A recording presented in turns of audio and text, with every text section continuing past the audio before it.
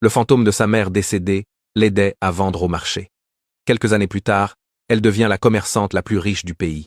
Les histoires des Pieds-Pots. Le quartier de Yopougon s'éveillait dans une effervescence inhabituelle. En cette veille de Noël, l'air était chargé de l'odeur épicée des préparations culinaires et des rires des enfants. Pour Inabelle, 16 ans, ce jour était le plus attendu de l'année. Sa mère, Mama Felicia, une femme dont le sourire suffisait à éclairer les jours les plus sombres, avait enfin pris son congé. Commerçante dévouée, elle passait l'essentiel de son temps à se sacrifier pour que Inabelle ne manque de rien et reste la meilleure de sa classe. « Demain, ma chérie, ce sera notre journée », avait promis Felicia la veille en tressant les cheveux de sa fille. Rien que toi, moi et la grâce de Dieu. Inabelle s'était endormie le cœur léger, bercée par les murmures de reconnaissance de sa mère. Le lendemain matin, dès que les premiers rayons du soleil percèrent les rideaux, Inabelle sauta du lit, le visage illuminé par l'excitation. Elle courut vers la chambre de sa mère, criant déjà ses vœux de « Joyeux Noël !»« Maman, réveille-toi, c'est le grand jour !»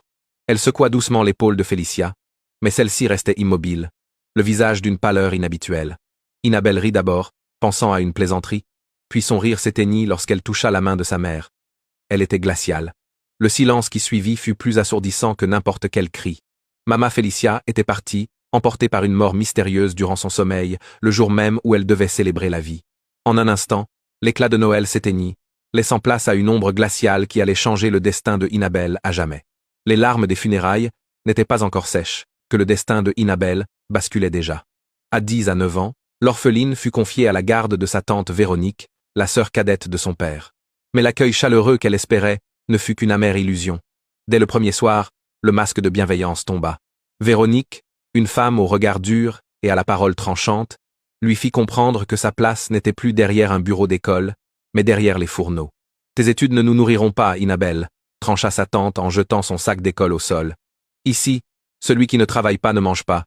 Et sache que tu n'es pas ma fille. Tu es une bouche de trop que j'ai accepté de nourrir par pitié. » Le calvaire commença alors. Le réveil de Inabelle devint une horloge de douleur. Avant même que l'aube ne blanchisse le ciel, elle devait déjà s'activer. Elle préparait l'eau chaude, lavait les petits Alice et John, et s'assurait que leur petit déjeuner soit prêt avant leur départ pour l'école. Pendant que ses cousins partaient s'instruire, Inabelle, elle, s'enfonçait dans la poussière des corvées. Elle frottait chaque recoin de la concession jusqu'à ce que ses mains saignent. Elle passait des heures courbées sur la lessive, lavant non seulement les draps, mais aussi les sous-vêtements de sa tante et des enfants, sous leurs regards méprisants. Chaque fin d'année, alors que les familles se réunissaient, Inabelle s'isolait quelques secondes pour pleurer en silence, se remémorant les Noëls de douceur avec Mama Felicia.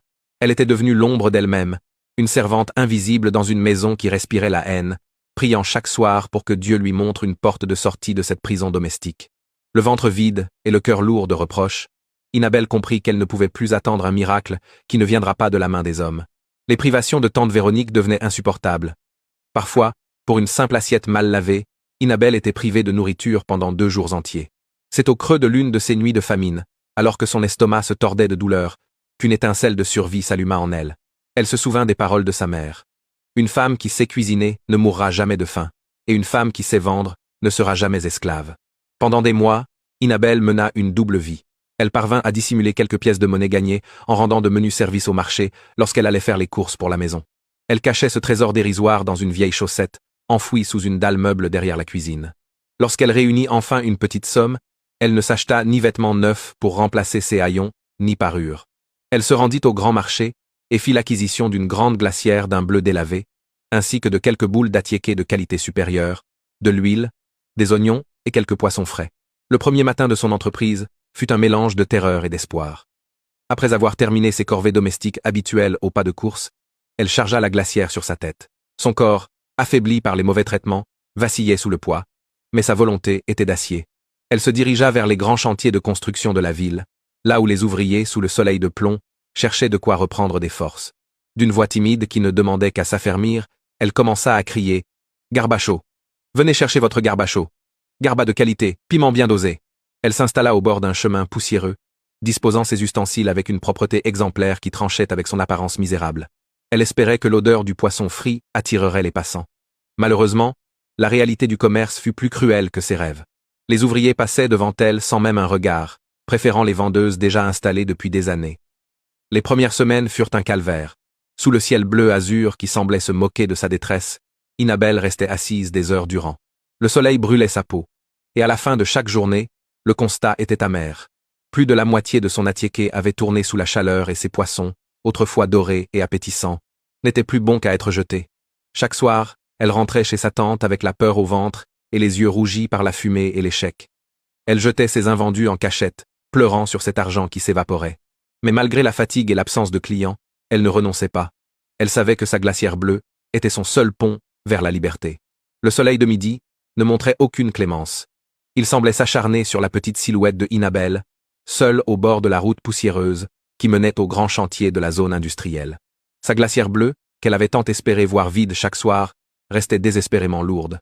À l'intérieur, l'attiéké commençait déjà à chauffer sous l'effet de l'humidité, dégageant cette odeur aigre qui annonçait une perte imminente. « Garba chaud! Venez manger le bon garba !» criait-elle, mais sa voix s'enrouait, étouffée par le vacarme des camions et l'indifférence des passants. Les ouvriers du bâtiment, ses cibles principales, passaient devant elle en riant, rejoignant les tentes des vendeuses habituelles. Personne ne voulait s'arrêter devant cette jeune fille aux vêtements usés, dont le visage portait les stigmates de la fatigue et de la tristesse. Certains la regardaient avec dédain, d'autres avec une pitié qui lui faisait plus de mal que les insultes de sa tante. Pour la 3e fois cette semaine, le sort s'acharnait. Non seulement les clients ne venaient pas, mais une pluie soudaine et violente, typique des changements de saison, s'abattit sur elle, transformant la poussière en boue et rendant toute vente impossible. De retour chez tante Véronique, le calvaire changeait de forme. « Regardez-moi cette commerçante de pacotille !» hurlait Véronique, en voyant Inabel franchir le portail, trempée jusqu'aux os. « Tu perds ton temps et tu ramènes de la pourriture dans ma maison. Si tu ne vends rien, c'est que tu es maudite, tout comme ta mère l'était. » Ces paroles furent le coup de grâce. Inabel s'enferma dans la petite remise qui lui servait de chambre. Elle s'écroula sur son fin matelas, le corps tremblant de fièvre et d'épuisement. La faim lui tenaillait les entrailles, car elle n'osait pas manger son propre stock, espérant encore pouvoir en sauver une partie pour le lendemain. Elle regarda ses mains, noircies par le charbon et abîmées par la lessive, et sentit un immense sentiment d'injustice l'envahir. Elle avait été la meilleure élève, elle avait été une fille pieuse, elle avait tout fait selon les règles de Dieu, et pourtant, elle n'était plus qu'une ombre errante que personne ne voyait. Le soir venu, alors que le silence retombait sur la maison, Inabel se mit à genoux. Ses prières habituelles, calmes et ordonnées, laissèrent place à un cri du cœur déchirant. Elle ne récitait plus de psaumes, elle parlait à l'invisible,